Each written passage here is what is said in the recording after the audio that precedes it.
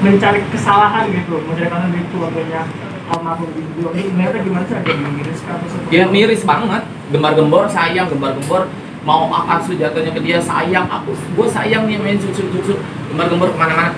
Tapi dengan apa yang dilakukan itu kan artinya kita bisa menilai sendiri dengan melaporkan kejadian donasi. Kalau memang sayang, kalau gue sih, gue punya cucu nih, terus meninggal gitu misalnya orang tuanya, cucu gue satu-satunya dapat rumah dari donasi satu Indonesia. Oh, gue dengan senang hati, akhirnya alhamdulillah udah rezeki, karena gue sayang.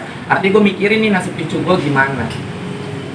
Kalau tiba-tiba rumahnya donasinya dilaporkan terus harus disita negara, ya kalian bisa nilai itu sayang atau tidak. Kalian bisa nilai semua itu sayang atau tidak. Itu sayang atau mau membunuh. Kalau bisa menanggapi soal donasi, boleh nggak menanggapi soal donasi? Kalau soal donasi, saya sudah sangat pelajari betul Undang-Undang 9 tahun 1961 tentang pengumpulan uang dan barang. Sama sekali ya itu tidak bisa diperkarakan apalagi dipidanakan. Kalau soal izin atau tidak diatur dalam pasal 2 ayat 2 undang-undang tersebut. Tidak perlu izin ya.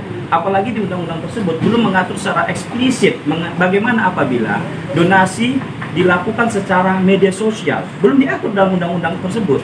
Nah, maka oleh karena itu, saya sangat keberatan dengan statement daripada Kemensos. Harusnya dia memberikan edukasi atau sosialisasi terkait dengan donasi. Kalau memang ini diperkarakan, harus paralel dan berlaku adil kepada semuanya, karena banyak kasus kalau seperti itu gitu loh.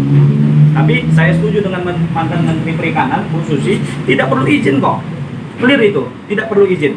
Jadi tanggal 12 ya, akan dipanggil dan dimintai klarifikasi. Hanya perlu membeberkan bukti.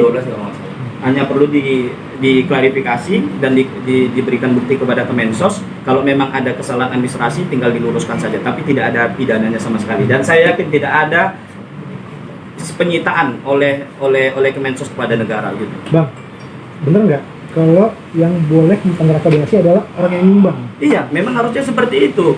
Siapa yang menyumbang, siapa yang mempersoalkan, ini kan soal legal standing.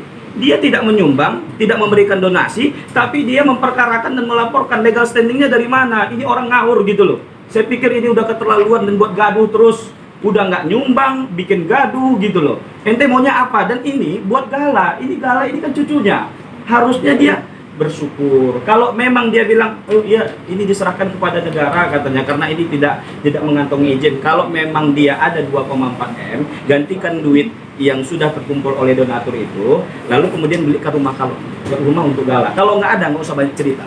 Saya, Mirwansyah SMA, 3 kali 24 jam berikan 100 juta kepada dia. Ini depan pers resmi. Saya sudah sampaikan itu di TikTok. Nah ini saya kasih kesempatan lagi mumpung saya di Jakarta. 3 kali 24 jam dia menarik laporannya, tidak membuat kegaduhan dan tidak mempersoalkan soal donasi. Saya di depan teman-teman pers, saya kasih 100 juta cash donasi kepada dia. Untuk siapa, Pak? Untuk siapa donasinya? Hah? Untuk DS. Untuk DS. Saya serahkan untuk DS 100 juta rupiah. Gak rugi, Bang? Enggak. Saya memang kemarin iPhone 13 Pro Max 1 TB kalau dia mengurungkan niatnya untuk mindahin makam orang baik ya. Saya udah sampaikan itu di pers juga. Nah ini 100 juta kalau dia menghentikan seluruh sandiwara dan sinetron ini. Gitu loh, 100 juta saya berikan.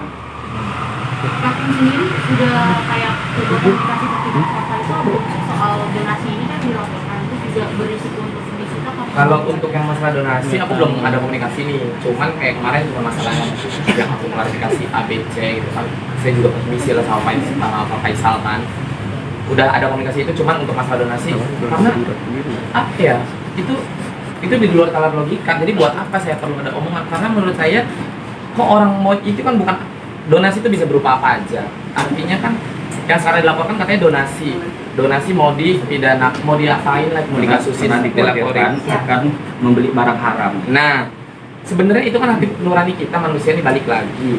Kalau memang sekiranya lu nyumbang enggak, jangan pakai ngerecokin orang udah gitu. Jadi aneh kalau misalnya gua harus ada omongan itu ke Pak Faisal juga. Pak Faisal juga orang pintar, bukan orang bodoh. Pak Faisal tuh orang pintar. Pak Faisal makanya nggak mau ngasih tanggapan. Kenapa?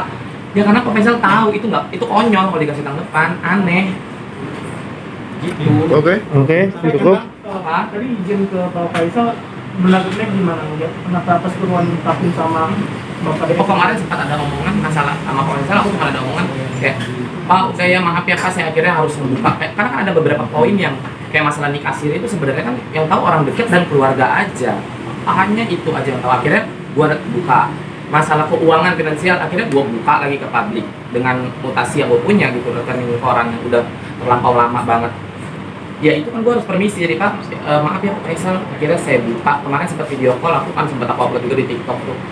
Maaf ya Pak Faisal, aku sempat buka. Iya nggak apa-apa deh Pak Faisal. Ya habis gimana? Kalau gue nggak buka buktinya, gue nggak keluarin semua, tadi bilang bohong. Gue nggak ngomong, gue tahu yang sebenarnya terjadi. Orangnya udah meninggal, masih dikorek-korek. Seperti itu. Masih apa yang membuat lo akhirnya untuk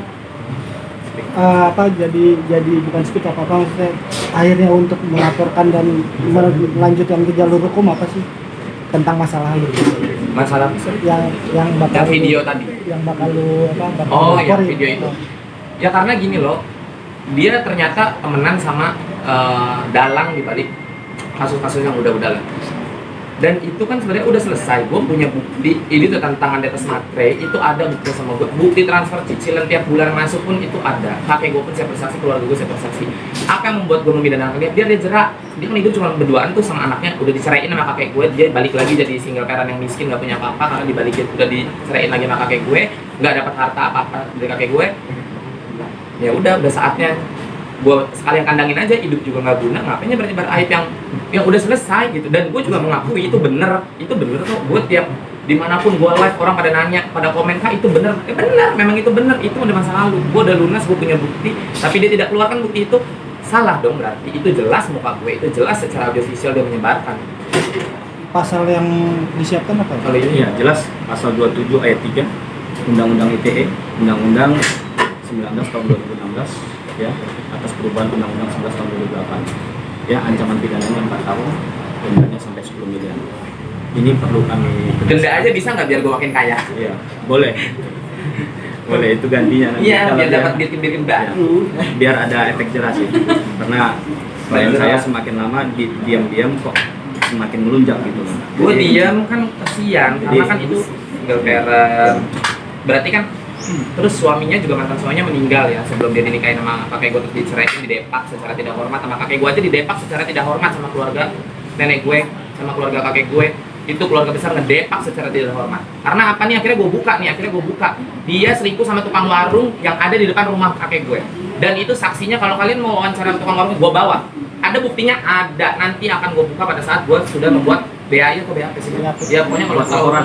gue Termasuk pencemaran. jadi malu sekalian. Jelas banget. Bang Mirwan udah lihat semua Eksplisit buktinya. Bang Mirwan semua udah lihat buktinya, surat Terpenuhi tunas unsurnya. semua udah lihat. Videonya dia lagi mesum di warung pun ada ya, inisial N. Jadi kalau kamu tidak terima dengan statement saya tunggu kamu laporin saya. Saya tunggu. Saya akan buka semuanya di Indonesia. Gak apa-apa saya kena pasal UU ITE, saya sebarkan video kamu. Tapi saya puas bikin kamu malu ditonton satu Indonesia. Jelas ya. 1 kali 24 jam dia harus minta Saya maunya maaf kalau di- bisa 1 kali 2 jam aja. 1 kali 2 jam aja, kalau bisa penjara. Emosi. Lagu lahiran di sini, aduh. Banyak itu. Astagfirullahaladzim. Sabar. Kan dulu. Oke, aman. Oke ya. Oke, aman. Oke.